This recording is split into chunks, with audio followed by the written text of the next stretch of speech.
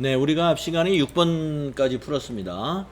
자, 여러분 이론풀이 제43회 이론풀이 7번부터 이어서 하도록 하겠습니다. 자, 7번.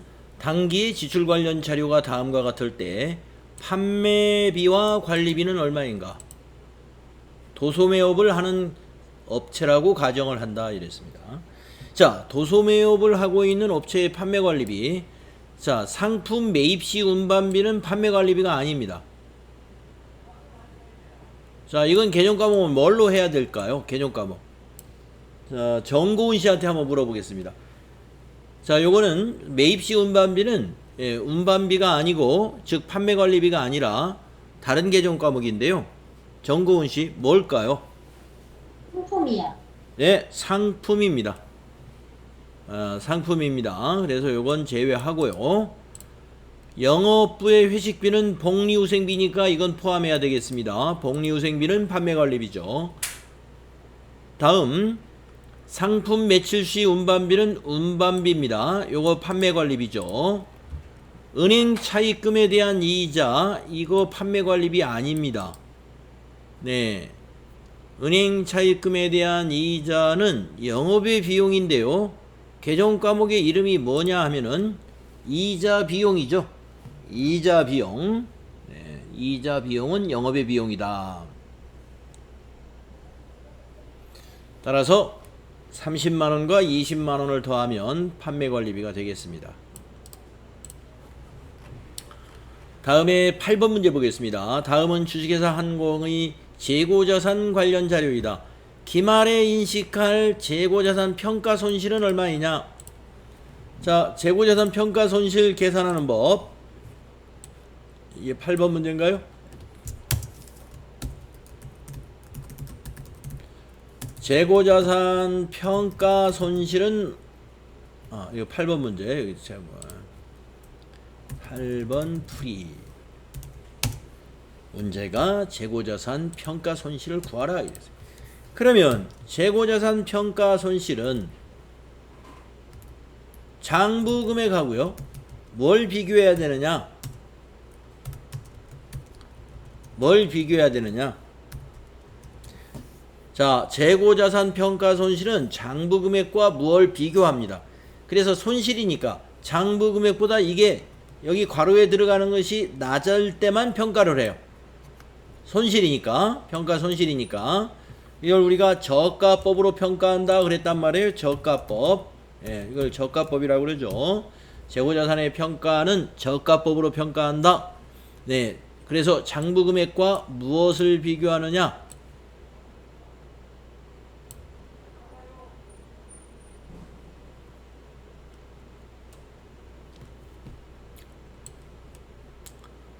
네.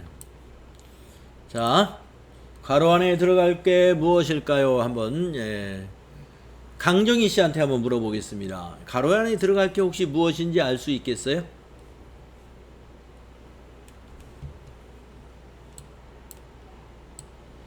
장부금액과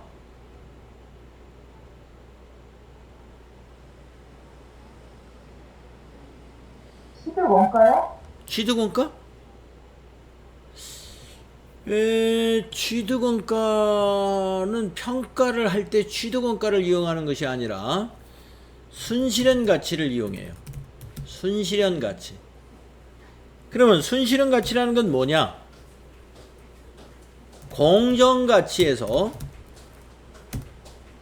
판매비를 뺀 것이 순실현 가치입니다. 공정가치에서 판매비를 뺀 거. 자, 그러면은 이 문제 보겠습니다. 지금 주어진 데이터가 뭐냐? 이걸 주었어요. 자, 이거 가지고 한번 따져볼까요? 네, 좀 어려웠을 것 같은데요, 여러분. 이거 재고자산 평가 손실 인식 전에 기말상품 재고액. 요게 장부금액이네. 즉 이게 장부금액이다 이 말이에요. 그 다음 두 번째, 기초재고자산 평가 충당금. 그러면 재고자산 평가를 이번에 처음 하는 게 아니네요. 예. 재고자산 평가 충당금은 과거에 재고자산을 평가했기 때문에 있는 것인데요. 이거는 무엇의 차감 계정이냐면은 재고자산의 차감 계정입니다. 재고자산에서 빼줘야 돼요.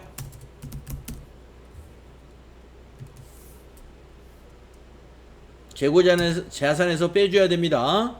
즉 재고자산이 지금 얼마예요? 전기말 기말상품 평가 손실 인식 전에 기말상품 재고액이 10만원이죠? 10만원에서 8천원 빼줘야 돼요. 8천원을 왜 빼주느냐? 재고자산 평가 충당금은 재고자산의 차감 계정이기 때문에 우리가 감가상각 누계액을 그 유형자산의 취득원가에서 빼주잖아요. 예, 빼가지고 그 뭐라고 부르나요? 그저 장부금액이라고 부르죠. 예, 마찬가지로 요것도 기말상품 재고액은 원래 10만원인데 과거에 평가를 한번 해가지고 평가 충당금이 있다는 거예요. 평가 충당금이. 그래서 그걸 빼야 됩니다. 그러면 실제로 장부금액 92,000원이죠. 이게 장부금액이 된다는 겁니다. 이것이 장부금액이 된다. 그래서 장부금액이 변동이 일어나요. 이것 때문에. 자, 이제 세 번째. 기말 재고자산의 순실현 가치는 72,000원이다. 자, 아까 비교를 해야 되죠. 순실현 가치하고 뭘? 장부금액을. 두 개를 비교하는 거예요. 2만원 하락했죠? 따라서, 자,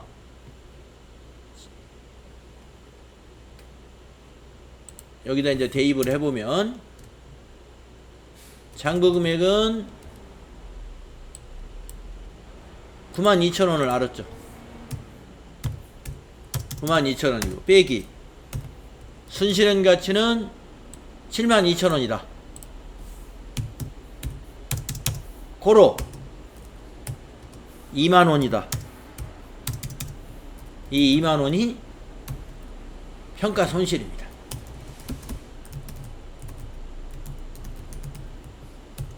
(2만원이) 재고자산 평가 손실이에요.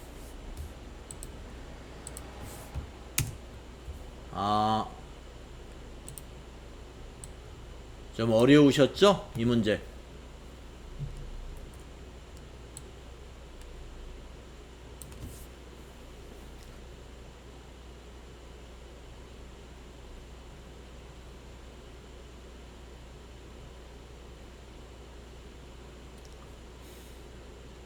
우리가 재고자산 평가에 관한 분계 연습을 지금까지 공부하면서 그렇게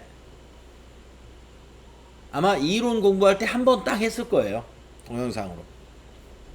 그 뒤로 한 번도 제가 수업한 적이 없습니다. 이 이론 풀이 때 이게 나와요. 이론 풀이 때. 우리 동영상 콘텐츠로 여러 번 보조 학습했잖아요. 재고자산 부분에 이 부분이 나옵니다. 네, 나오는데 이걸 이렇게 문제로 풀어본 건 여러분 지금 처음이에요. 자, 재고자산 평가 손실을 구하라. 그러면 여러분 장부금액을 알고요. 그 다음에 순실현 가치를 알아내야 됩니다. 그래서 장부금액에서 순실현 가치를 빼면 돼요. 네. 그런데 1번에서 장부금액을 알려줬단 말이에요. 10만원이다. 그런데 2번에서 뭐라고 그랬냐면 기초 또 재고자산 평가 충당금이 8,000원이 있대요. 그러면 재고자산 평가 충당금은 재고자산의 뭐냐? 차감 계정이에요. 그래서 빼줘야 돼. 그래서 장부금액이 92,000원인 거예요. 거기에서 순실현 가치가 72,000원이니까 92,000원 빼기 2만원, 72,000원이다. 아셨죠? 앞으로 이런 유사한 문제 나오면 이렇게 맞추시면 됩니다. 자, 다음 문제 8번 했고요. 이제 8번 여기 8번이라고 했죠? 8번. 다음은 9번 문제 보겠습니다. 다음 자료에 의한 2021년 기말 결산분계로 옳은 것은 결산분계. 자, 1월 1일 날 사무실에 사용할 복사용지 10만 원을 현금으로 구입하고 소모품비로 전액 비용 처리했다. 아까 우리 풀었던 문제에 비용 처리했고 미사용액이 얼마다 했을 때 미사용액을 자산 처리하는 분계했었죠? 생각나실 거예요. 예, 그 문제하고 그 문제를 한번 유추해서 한번 이거 풀어보겠습니다. 자, 21년 12월 31일까지 소모품 사용액은 7만원이다. 자, 우리는 10만원어치를 사가지고 비용 처리했는데 우리는 7만원을 사용액을 회계 처리해야 되는 것이 아니라 비용 처리했을 때는 기말에 미사용액을 가지고 회계 처리해야 돼요. 미사용액을 자산으로 잡아야 된다 이 말이죠. 그러면 10만원어치를 사서 7만원을 사용했으면 미사용액은 얼마다? 예, 3만원이다 하는 걸 알 수가 있죠. 그래서 이 9번 문제에서는요, 주어진 자료를 가지고 우리는 미사용액을 구할 수가 있다 이거예요. 미사용액, 비용 처리한 10만원, 그 다음에 사용한 금액 7만원, 이걸 뺀 것이 바로 재고 3만원이다 하는 걸 알 수 있죠. 이게 재고가 바로 미사용액이죠.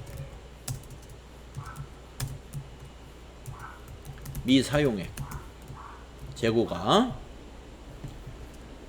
따라서 미사용액을 가지고 분계를 해야 됩니다. 차변에 자산 처리해야죠. 비용 처리했을 때는 결산 때는 자산 증가를 시켜야 돼요. 소모품 3만원 자산 증가 시키고 비용에서 이걸 빼줘야 됩니다. 다 비용 처리해버렸기 때문에 미사용액은 비용을 취소시키는 거죠. 그래서 대변에 소모품비 3만원 비용 취소. 아셨죠? 자, 그래서 3만원짜리 분계 1번에 있습니다. 제대로 된 거 여기 있죠? 다음 10번 보겠습니다. 주식회사 한공의 외상매출금 계정이다. 이를 통해 알 수 있는 내용으로 옳은 것은 이랬습니다. 알 수 있는 내용 봐야 되겠죠? 외상매출금 계정은 여러분 자산 계정이죠? 네. 자, 1번부터 확인해 보겠습니다. 보기 1번. 대손 발생액이 20만원이 있대요. 여러분, 외상매출금이 대손이 발생하면 대변에 가야 돼요. 자, 당좌예금으로 받았다는 뜻입니다. 이거는 대손 아니에요. 대손 충당금하고 상계 처리한 게 요게 대손이에요. 그 다음에 비용 처리했네요. 또 7월 8일 날은. 자, 여러분, 외상매출금을 대손을 발생시키면, 대손이 발생하면 대변에 외상매출금 들어갑니다. 대변에 외상매출금, 차변에 대손충당금 아니면 대손환각비예요. 그러니까 요 두 개가 대손 처리된 거예요. 대변에 우리가 외상매출금이 못 받게 되었다. 대손 처리하자. 그러면 어떻게 해요? 대변에 외상매출금 자산 감소시키고 차변에 대손충당금 있으면 충당금에서 상계하고 없으면 비용 처리하죠. 3월 7일 날은 9만원이 있었고 7월 8일 날은 하나도 없었던 거예요. 그래서 다 비용 처리한 겁니다. 그래서 20만원이다. 1번 맞았습니다. 알 수 있는 내용으로 옳은 거 찾으라고 그랬으니까 답이 1번이네요. 맞았다 이거 1번. 자, 그러면 2번은 고쳐보겠습니다. 외상매출금 당기 회수액은 얼마일까 한번 맞춰봅시다. 회수해도 대변이죠. 외상매출금 회수도 대변입니다. 요거 당좌예금으로 회수되었다 이 말이에요. 그래서 220이 아니라 200만 원인 겁니다. 요게 회수된 거예요. 요게 당좌이금으로. 그 다음 3번 보겠습니다. 3번 한번 고쳐볼까요? 당기말 외상매출금 미회수 잔액은, 자, 미회수 잔액 차기로 2월 되는 것이 미회수된 겁니다. 차기로 2월 된 것은 올해 회수를 못했기 때문에 차기로 2월 되죠. 300이 아니고 여기 있죠. 780입니다. 780. 그 다음에 4번 전기말 외상매출금 대손 예상액. 전기말의 예상액, 대손 예상액이다. 외상매출금의 대손 예상액. 전기에 여기 9만원 설정해 놓은 모양이에요. 그러니까 3월 7일 날 대손이 발생했으니까 9만원을 털어내 버렸죠. 10만원이 아니라 이거는 9만원이다 하는 걸 우리가 알 수 있습니다.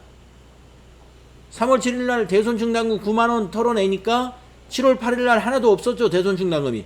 그러니까 다 비용 처리했죠. 그래서 우리는 전기말의 외상매출금 대손액은 이걸로 봐서 9만원이었다 하는 걸 우리가 알 수 있어요. 이렇게 여러분이 이 문제가 이해가 가셨다면 대손 충당금과 외상매출금 계정에 대해서 완벽하게 알 수가 있습니다. 그러면 제가 한번 여기서 물어볼게요. 당기의 외상매출금 발생액이 얼마냐?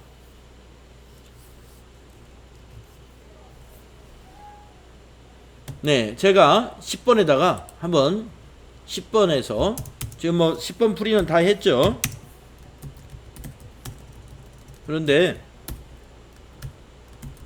풀이는 다 했습니다. 근데 만약에 제가 여기다 문제를 하나 더 낸다. 네. 당기에 발생한 외상매출금은 얼마일까요? 이렇게 만약에 질문을 제가 하나 했다면, 네? 예, 한번 맞춰보세요.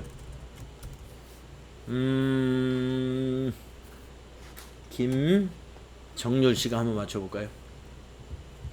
단기에 발생한 외상매출금은 이 외상매출금 계정을 봤을 때 얼마였을까요?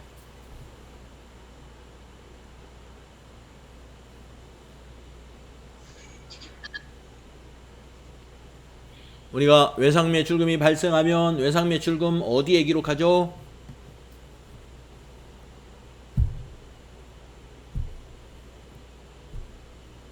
단기에 발생한 외상매출금이 얼마입니까? 그러면 저기 날짜 저기 보이네요. 저 날짜하고 저 날짜인데, 저 날짜하고 저 날짜.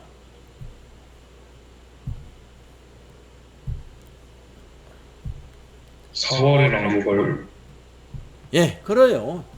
요거 상품 매출을 했는데 외상으로 팔았다 이 말이에요. 외상매출금 차변 4월 8일하고 6월 10일 거예요. 그래서 700만원이다. 단기에 발생한 외상매출금은 얼마일까요? 하면 여러분이 딱 700만원이다 이거를 알아낼 수 있어야 됩니다. 계정을 볼 줄 아셔야 돼요. 우리가 4월 8일 분계를 한번 써볼게요. 차변의 외상매출금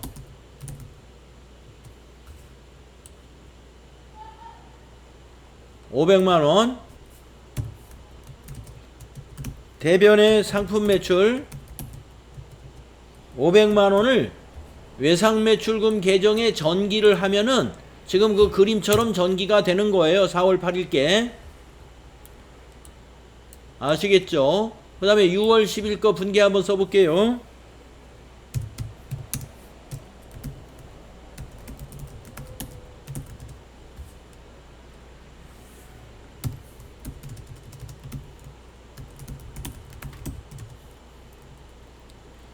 네, 6월 10일 거 분계가 차변의 외상매출금 200, 대변의 상품매출 200을 외상매출 계정에 전기할 때는 외상매출금 차변에 날짜 6월 10일 200이라고 쓰고 상대 계정 과목 상품 매출이라고 적는 거예요.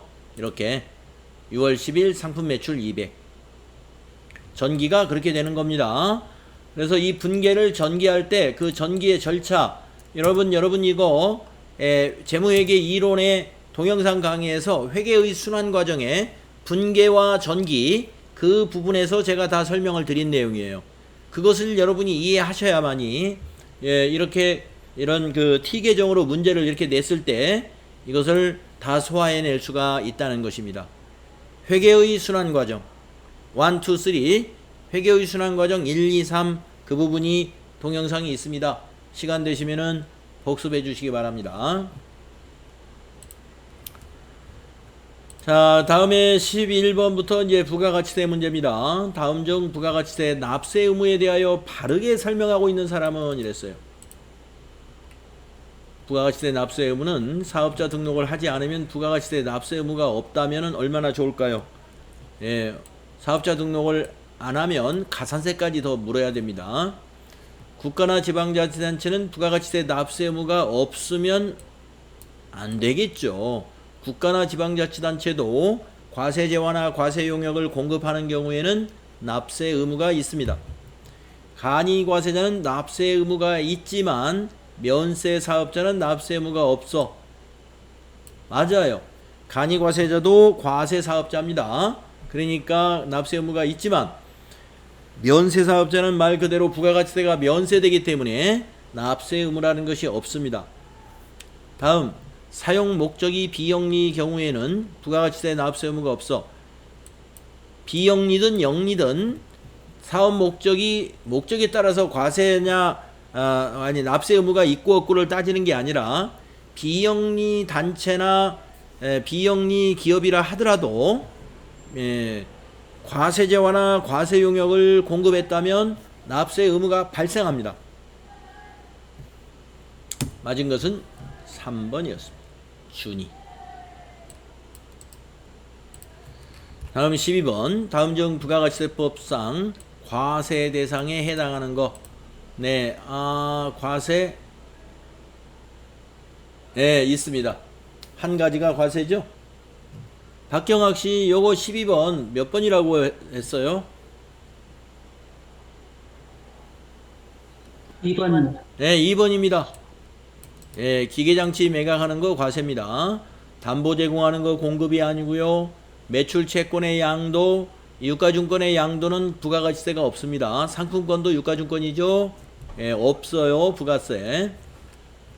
다음 13번. 다음 자료를 이용하여 주식회사 한공의 21년 제2기 확정신고 시 2기 확정신고 시 부가가치세 과세 표준을 계산하면 얼마냐 이랬습니다. 자, 2기면은 기간이 10월부터 12월이 되겠죠. 그래서 기간이 10월부터 12월에 다 들어오는지 한번 보시고요. 들어왔습니다. 자, 과세 표준 보겠습니다. 네, 제가 창문 좀 닫겠습니다. 밖에서 소음이 많이 들어왔어.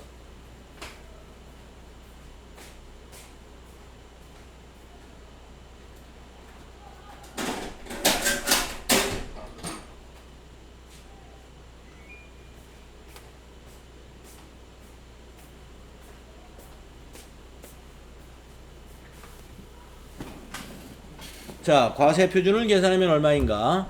사업용 건물에 부과된 조세의 물납. 조세의 물납은 공급으로 보지 않습니다. 그래서 이건 해당 없고요. 거래처에 제공한 판매 장려품의 원가. 네, 판매 장려품 매입세 공제분이면 매입세 공제를 안 받았으면 모르겠지만 매입세 공제한 것은 장려품을 거래처에 지급했을 때 사업상 증여로 보고 과세한다 이랬습니다. 그런데 뭘로 과세하느냐? 시가를 과세 표준으로 보고 과세해요. 그러니까 세금을 90만원 납부해야 된다 이 말이에요. 500만원에 50만원이 아니라 원가가 아니라 시가 원가 아닙니다. 그래서 시가 900만원이 과세 표준이 되고요. 그 다음에 12월 2일날 사업용 화물 트럭의 매각. 네, 화물 트럭 매각하는 거 아까 여기 앞에 문제에서 기기장치 매각도 부가가치세 과세되고요. 예, 뭐 트럭이나 승용차 매각하는 거 과세입니다. 예, 그래서 화물 트럭의 매각 과세 표준 100만 원 다 적용하면 됩니다. 900하고 100만 원 더 해야 돼요. 900과 100만 원. 답은 3번이 되겠습니다. 다음 14번. 다음 중 부가가치세법상 세금 계산서에 발급 의무가 있는 것. 네. 판매 장려품, 아까 이거 장려품 준 거는요, 세금 계산서 발급은 안 합니다. 면제돼요, 면제. 부가세만 납부하면 돼요. 영수증 발급 대상 사업자가 신용카드 매출 전표를 발급하는 경우, 예, 영수증 발급 대상자라면은 세금계산서 발급 의무 면제되죠. 항공기에 의하여 외국 항행 용역을 제공하는 경우, 항공기는 뭐예요? 예, 입장권과 같은 예, 항공기 티켓이 따로 있습니다. 세금계산서 발급 안 합니다. 면제돼요. 내국 신용장에 의해 수출업자에게 재화를 공급한다. 네, 내국 신용장에서 국내에서 생산을 해서 국내에 있는 수출업자에게 공급했다 이 말이에요. 수출품으로 판매하기 위해 수출을 하기 위해서. 이거는 우리가 국내 업체 간의 거래이기 때문에 영세율 세금계산서를 발급해야 됩니다. 그래서 면제되지 않아요. 의무가 있습니다. 발급 의무가 있다. 4번이 되겠습니다. 다음 15번. 다음은 항공기업의 전자제품 제조업이라고 그랬네요. 21년 제2기 부가가치세 확정신고 관련 매입 내역이다. 이 중 매입세액을 공제받을 수 있는 공제받을 수 없는 금액은 얼마냐. 단 세금계산서는 적법하게 수취하였고 매입세액을 공제받기 위한 절차는 모두 이행했다. 자, 그러면 매입세 공제 받을 수 있는 거, 화물 트럭의 구입비용 700만원, 승용차 아니니까 공제 받을 수 있는 세금이 아니라 금액이라고 그래. 매입세액을 공제 받을 수 있는 금액 했으니까 그냥 이 금액 700만원을 금액이라고 해야 되겠네요. 자, 접대용은 안 되죠. 토지 안 되죠. 토지 관련된 비용. 예, 그래서 700만 원이 되겠습니다. 2번. 네, 공제받을 수 없는 금액이에요. 예. 아이고, 문제를 또 잘못 읽었군요. 공제받을 수 없는 거는, 그러면 이게 아니고, 요 두 개죠. 두 개. 800만 원이죠. 800만 원. 네, 3번입니다. 이게 아니라 3번. 공제받을 수 없는 거 3번. 네, 제가 또 공제받을 수 있는 거. 네, 이렇게 덤벙되면은요, 아는 문제를 사실 저는 놓친 거예요. 마지막 문제. 네, 문제를 꼼꼼하게 읽어야 되고요. 여러분 시험 보는 날은 우리 머리가 어떻게 해야 돼요? 맑아야 됩니다. 그래서 그 전날 시험 보기 가기 전날, 시험 보러 가기 전날 공부를 많이 한다고 이렇게 아주 그냥 새벽까지 공부하는 거 위험합니다. 위험해요. 예, 아예 시험 보러 가기 전날은요, 잠이 안 오면 초저녁에 뭐 술을 한 잔 먹고라도 푹 자는 게 필요합니다. 푹 주무셔야 돼요. 제 경험상 그래요. 하여튼 여러분이 컨디션 관리는 여러분이 해야 됩니다. 평소에 뭐 잠 안 자고도 볼 일을 다 볼 수 있는 사람이다. 그럼 상관이 없어요. 늦게까지 공부하시는 거, 새벽까지 공부하고 시험 보러 가는 거. 그런데 평소에 잠 못 자면 나는 이 집중력이 떨어지더라. 제가 그러거든요. 잠을 못 자면 집중력이 떨어져요. 예, 자꾸 실수하게 됩니다. 그래서 그걸 제가 알기 때문에 잠을 푹 자지 못한 날은 그 다음 날은 중요한 일은 잘 안 합니다. 중요한 일은. 네, 그래서 여러분들 시험 보기 가기 전날 꼭 그거 여러분의 그 평소 컨디션을 잘 체크해서 잠이 필요하신 분은 잠을 푹 자야 되고, 뭐 여러분들이 알아서 관리를 잘 해주셔야 돼요. 자, 15번까지 우리 이론 풀이 했는데요. 여러분 추가 질문 받도록 하겠습니다. 이론 풀이에서. 없으신가요?